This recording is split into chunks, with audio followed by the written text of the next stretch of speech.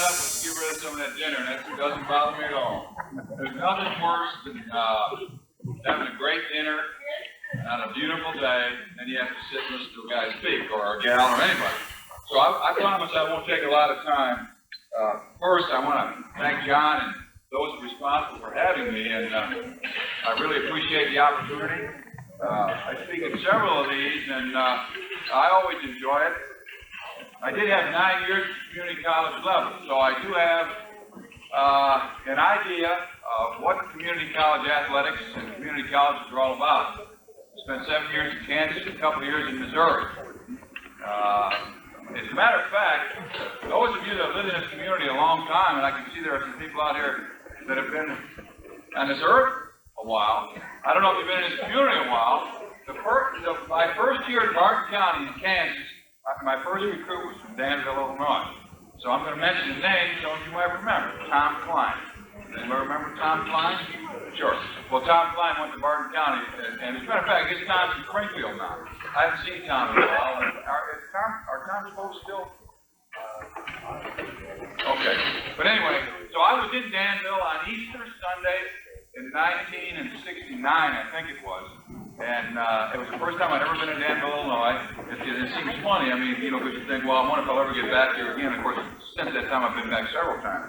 So I do understand about community college athletics, as John said.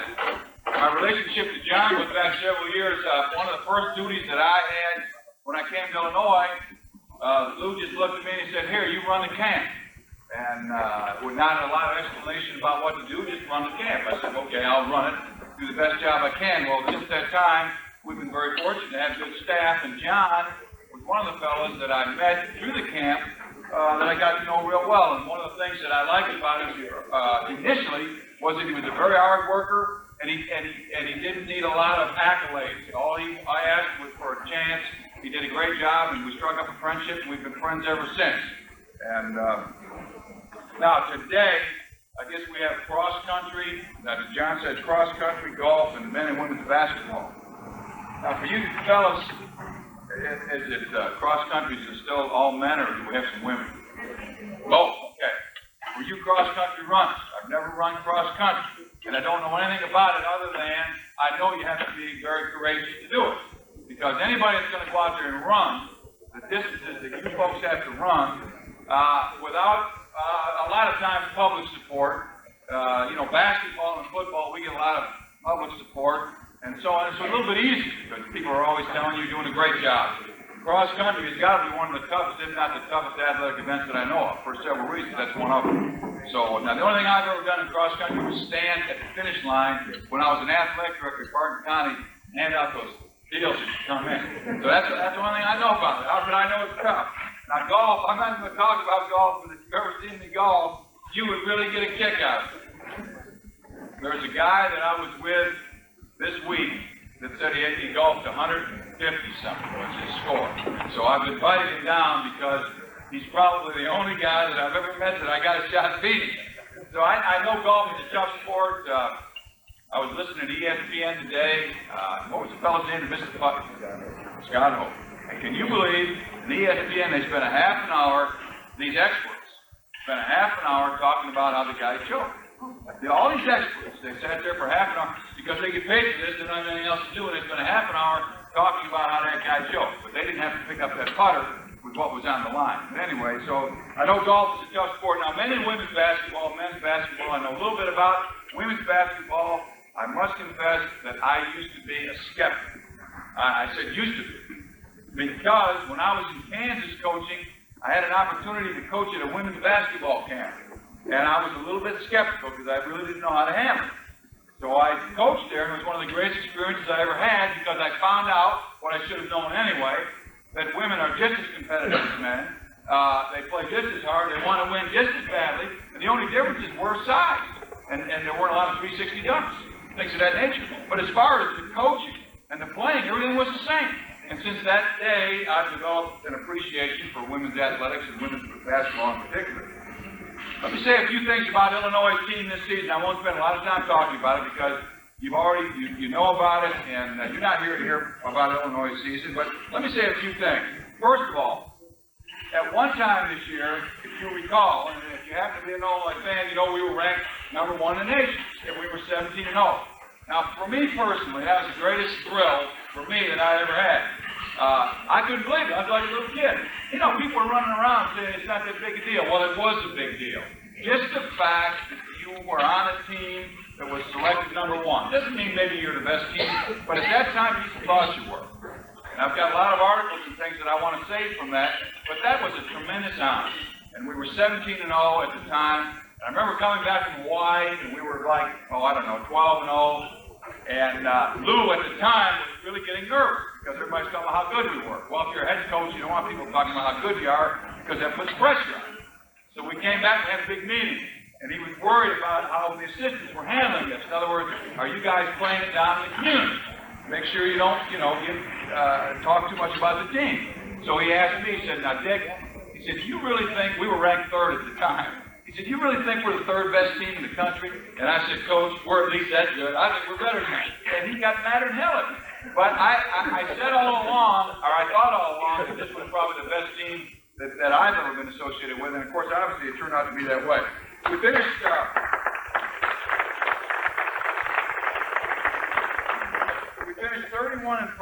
and I don't know, I didn't see the final rankings. I think we finished 3rd. And a lot of that's based on how you finish in the Final Four. As you know, we had a Final Four appearance.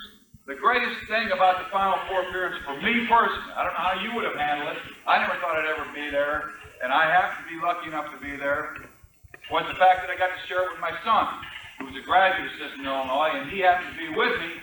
And that's, as I look back over this, and these are the things I want to mention today, hey, the greatest thing about the Final Four for me, I was sharing it with my son. I remember walking out that day to play Michigan, and we were in this, the big dome, and I really didn't know what it would feel like, and it was really a letdown for me, because to me, it was just another ball game. And that may sound crazy to you, but really, actually, that's what it was, just another ball game. And, but it was a little bit of a letdown. Qualities that made this team successful. You've heard it, and not only you've heard it, I've had people come up and mention it to me. The thing that stands out in my mind about this team is selflessness. Of all the teams I've ever been around, this was, without question, the most unselfish basketball team I've ever been around. They had a genuine affection for one another. Now, I'm going to tell you something that I said the other day at our athletic banquet. There were 700 people there, and I got up.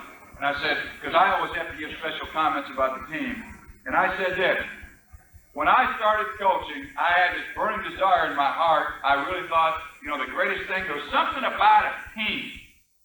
And in cross country, it's a team, golf's a team. There's something about being a part of a team and given to a group for a cause that is beautiful. Now, that's a very idealistic comment. When I was 20, 21 years old, that's how I felt. I still feel that way, thanks to this team. Because over the years, and those of you who are sitting here and have had a few years to live, you know that as you're young, you start off with these lofty goals and the way things are, or you'd like them to be, and then as you go along, it gets tarnished. You find out, hey, that's not necessarily realistic. And so as I've lived my life, and I'm sure many of you can say the same thing, I started out over here as a young coach, and I had this goal about the way it should be, and the way I want it to be, and sharing common goals, and so on. And then as I've gone along, it's been tarnished, and this year came right back to reality. It can be done. Now, I may never be a part of a team like this again, and chances are I won't. But the fact is, it renewed my spirit. It gave me a feeling about it can be done. And that's the greatest thing about this ball club. The other thing that they had that was unbelievable was they had a never-say-die attitude. They were incredible. That didn't make a difference what the score was. They thought they were going to win the game. If you remember, I don't know if you saw this ball game, Georgia Tech, we had a chance to be #1 in the country. We were down 14 at half. I think we got down 16. We came back and won it. We played Missouri. We were down in Missouri, down in the Checker Dome. I don't know, 17 or 18. They were a great team. We came back and won it. We were down to Syracuse, 13 or 14. We came back and won it. And we were down to Indiana at our place by 10 at half. And we thought Nick Anderson was hurt. We came back and won it. We were down in Indiana by 10 late in the game. We came back. This was an incredible team. They thought they were going to win every time they went on the floor. It was unbelievable. And those are the two qualities about this team that made it special. Now, athletics, let me just say this. I don't mean to preach to you, but I have to tell you this, that if I would have gotten up here in 1969, when I first started at Barton County and spoken to you, and what I'm going to say today wouldn't be the same thing. Because I've changed my views considerably. And I guess we all do as we grow. So if you're younger, you're sitting here thinking, oh, here we go, we're going to get on another lecture. No, you're not going to get a lecture at all. I'm just going to tell you some things that I see that I think are important for you to consider, because after all, you have to make up your own mind. To me, at someplace somebody was talking about dropping an athletic program because it did not, I don't even remember where it was, it didn't coincide with academics. Well, to me, athletics is the greatest classroom in the world. And I was a pretty decent student, but I never learned in any classroom what I learned by playing. It's not even close. It wasn't even close. I'm not against math, and some of you might be math teachers, and it's nice to know math, and you have to know math. But what's really important is how do you deal with your fellow man, getting along with people. Hey, you don't learn that in math class. You just don't learn it. You learn things in athletics that no classroom can ever teach you. How to handle winning, how to handle losing. I mean, I don't care. Biology, sure, it's important. It's not even close. So when they say to me, well, we probably ought to drop the athletic program, somebody is misguided. Now, there are a lot of problems in athletics, granted, and we're going to talk about a few of those today. But there are many more good things than there are bad. First of all, one of the things you learn, that a happy workplace is a productive workplace. Now, we learned that a long time ago. So, have you ever been out a ball club or a part of a team where people didn't pull in the same direction, and you realize how unproductive it becomes, and you don't even know why you're not producing, and the negative energy? And again, it goes back to this year's team. There was never any negative pull. It was like 10 or 12 guys on a rope all pulling the same direction. But a happy workplace is a productive workplace. And that's one of the things that I've learned from athletics. Because believe me, I've been in some unhappy workplaces. And I probably contributed to some of those unhappy workplaces. And I wasn't that productive. Respect for your fellow man begins obviously with self-respect. That's another thing that you learn through athletics. Kenny Battle, I guess he played in an all-star game last night. Some of you might have seen him play. Never asked for anything, just always trying to pick up the other guy. Nick Anderson, Marcus Lillard, Kendall Gill, Steve Barber, Andy Kaufman. Unbelievable. Unbelievable. Just respect for themselves and respect for other people. Tell you another thing you learn, humility. Now, there are a lot of people in athletics who do not qualify for the humility award. In fact, there are more of them than there are the others. But if you want to know about humility, ask Andy Kaufman. Andy Kaufman last year was the most prolific scorer in basketball in Illinois, the second highest scorer in the history of the state, on his way to becoming a great player, probably a pro player, got a shot at it, and he develops a blood clot. Ask him about humility. Ask him about what kind of year this was for him. A tough one. Hey, here's a guy that, I mean, this guy's getting 35 a game. People are hanging on, they want to know him, they want to be around. Now he gets a blood clot, and he can't play this year, and, you know, maybe he can't play, I don't know, I think he's going to be able to be okay. But what a year for Andy Kaufman. What a lesson. And you know what?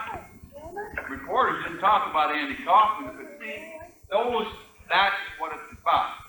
Ask Marcus Liberty about humility.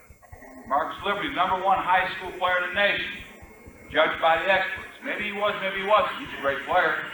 Ask him how you go from being at the top to down to the bottom, to the top, to the bottom, to the top, to the bottom. He knows. He's a lot smarter now than he was 2 years ago. A lot. When you ask, if Marcus Liberty were to get up and talk to you today, you'd get a different message than you would have gotten when he came out of King High School. Humility. Nick Anderson had to sit out a year. Humility.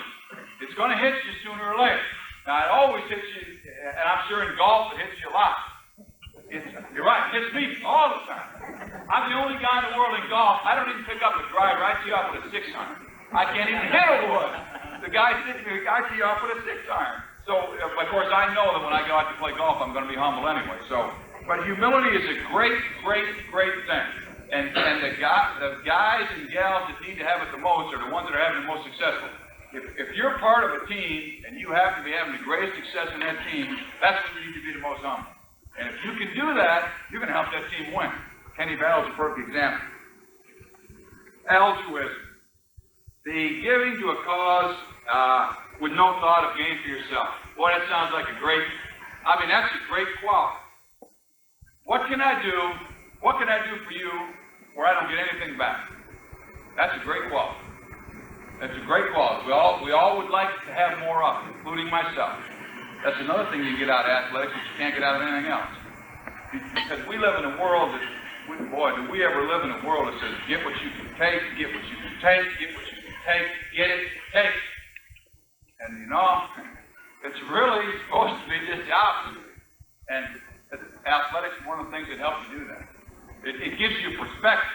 No other thing do I know of. Give to a cause where I have I don't care. We had guys walk on our team this year. We had a guy named Mike McDonald on our team this year who goes to the Final Four, gets the Final Four ring.